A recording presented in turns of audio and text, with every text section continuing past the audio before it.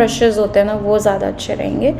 और आप देख रहे होंगे कुछ बहुत टाइम से आपको लाइक बहुत टाइम से मैं विंग लाइनर भी नहीं ड्रॉ कर रही हूँ, because I don't like guys kajal इतना ज़्यादा मतलब अपर वाटर लाइन पे। बट लोअर लैश लाइन पे भी मैं ब्लैक बहुत कम यूज़ करती हूँ, लाइक मैं बिल्कुल खाली छोड़ देती हूँ, उससे लाइक बिल्कुल सटल लुक देता है, ज़्यादा ड्रामेटिक मुझे वैसा पसंद नहीं है।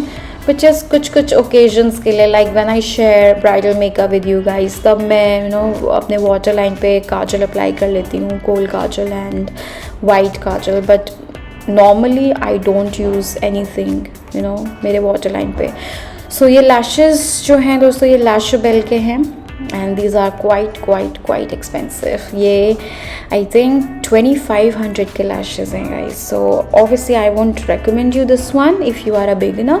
तो आप अमेज़ॉन के लैशेज़ ट्राई कर सकते हैं, but if you can invest तो आप ये लैशेज़ ले सकते हैं, बहुत ही अच्छे ब्राइडल्स के लिए बहुत अच्छा है ये।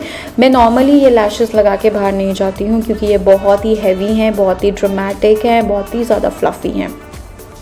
तो अगर मैं ऐसे ही बाहर लगा के चलेगी तो लोग मुझे पागल सोचेंगे and they will be like कुछ ज़्यादा ही सुपर ऑब्सेस्ड है ये मेकअप के साथ और अच्छा भी नहीं लगेगा, स्पेशली डे लुक के लिए तो बिल्कुल भी नहीं। तो ये जो बारात मेकअप है ये डे लुक भी आप क्रिएट कर सकते हैं, बट लैशेज़ आप थोड़े से लाइट मीडियम वाले यूज़ कीजिए, ये बहुत हैवी हो जाएंगे। जो अमेज़ॉन के मैंने आपके साथ शेयर किए हैं ना वो आप यूज़ कर सकते हैं, वो बहुत अच्छे हैं, they are very light wait.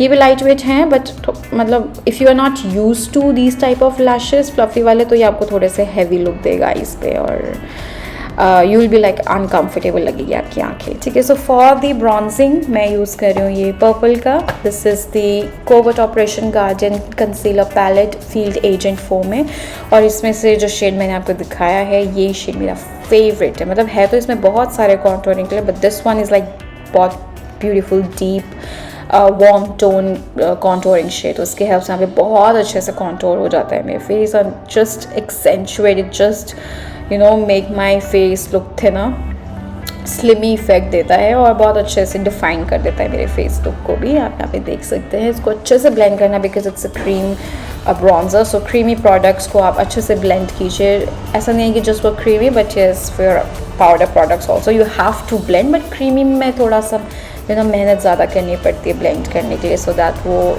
दिखे ना, कहीं कुछ जगह में रह जाता है।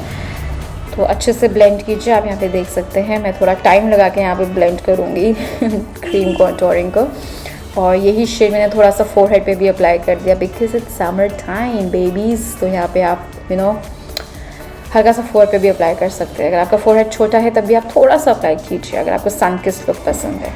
और इसी को मैं लिप्स पे भी अप्लाई कर रही हूँ। लिप्स पे ऑप्शनल है दोस्तों, अगर आपको पसंद नहीं है तो आप क्रीम कॉन्टोर मत कीजिए। अगर आप लिप लाइनर यूज़ करते हैं तो क्रीम कॉन्टोरिंग करना ज़रूरी नहीं है, और जो पाउडर कॉन्टोरिंग होता है वो भी मत कीजिए। You can use